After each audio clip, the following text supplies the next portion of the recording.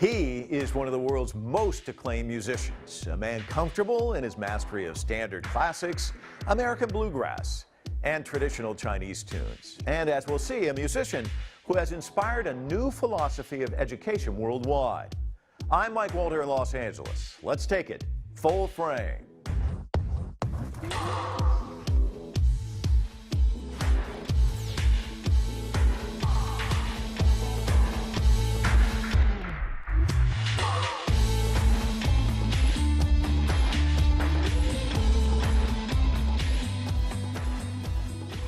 He is the son of Chinese musicians, his father a violinist, his mother a vocalist. They left China for Paris before World War II. Today, YoYo Ma is one of the world's greatest cellists, in concert from Boston to Abu Dhabi, performing for presidents and prime ministers, inspiring thousands of young musicians as well. And there's one other thing. He's embraced and promoted a philosophy of education, using the arts to help strike a balance between knowing yourself and being aware of the wider world. He calls it passion-driven learning, a passion that all began for YoYo Ma at a very early age.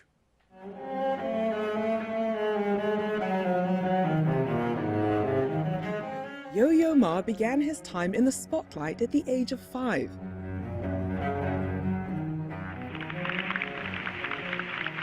By 7 years old, he was performing for not one, but 2 American presidents.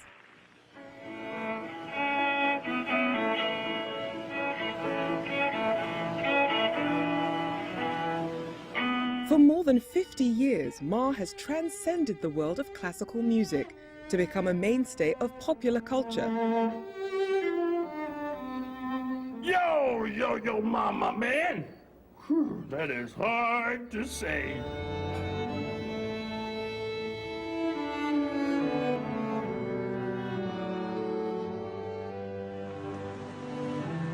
His music marking a nation's greatest sorrow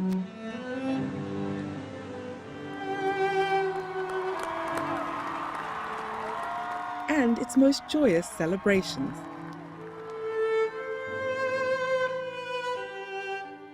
He is a perfect musician and a perfect human being, and these two things are so evident with him. He is just unique.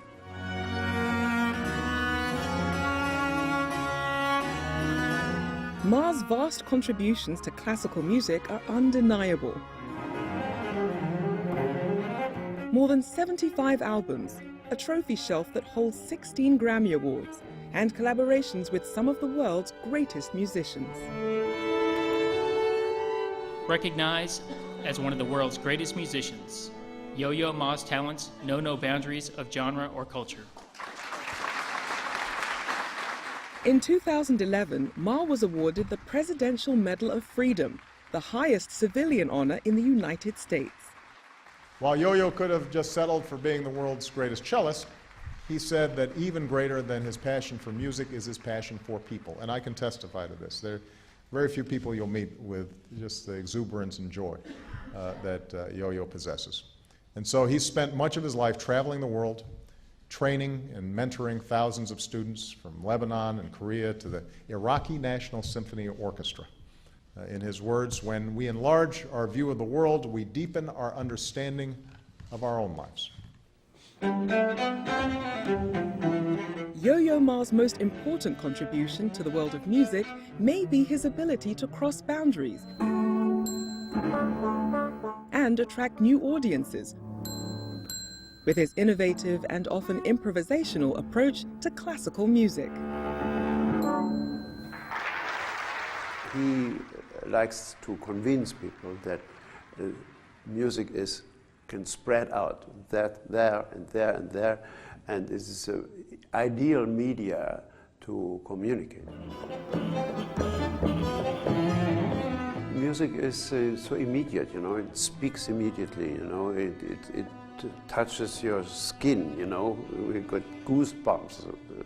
No other art has that. Ma's achievements reach far beyond the concert hall and recording studio. In 1998, he established the Silk Road Project, a performing arts non-profit organization dedicated to promoting cross-cultural dialogue and interdisciplinary collaboration. It brings together musicians, artists, educators, and cultural entrepreneurs. The project takes inspiration from the history of the Silk Road, the ancient cross-cultural trade route that once linked China to Europe. We have three main focus areas. The first, as you know, is the arts, music in particular. We perform all around the world in 3 continents because we're trying to connect the world's neighborhoods through music. The second is education. We also want to connect different disciplines in education.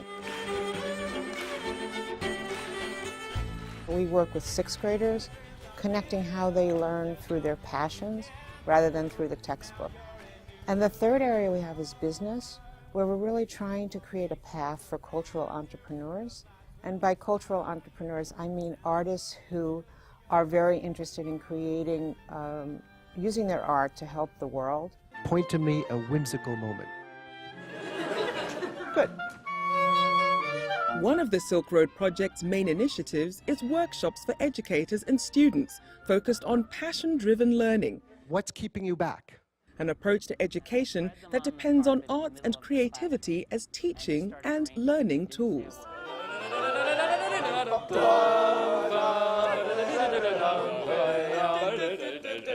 When you're working in the arts, whether you're creating a piece of art or a new piece of music or even practicing music, you're using a different part of your brain than when you're studying a topic. So we feel that the arts help kids connect, and we can also connect through the different disciplines. So you might be drumming, but you're also learning math because you're counting. And we're finding that kids are learning faster and longer if there's passion in their learning. The Silk Road Project also promotes the music of the Silk Road Ensemble, an initiative that brings together distinguished performers and composers from more than 20 countries in Asia, Europe, and the Americas. The Silk Road to me is a big family of people who got together from different parts of the world, and it's much more than just playing music. You know, it's about sharing, caring, and knowing one another deeply enough to be together. We have already been together for more than 15 years.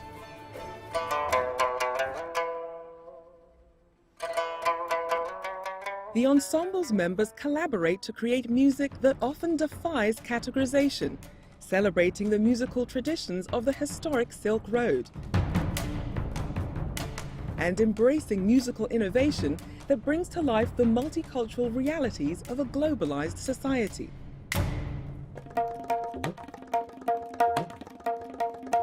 If you think about it very objectively, what I play is Indian classical music, and to me everything else from the West is Western classical music, whereas here people call it the classical music, right?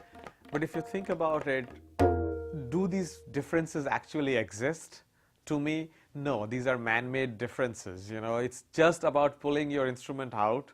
Violin, tabla, viola, pipa, really doesn't matter. As long as you're ready to play music and have fun, the connections are made immediately.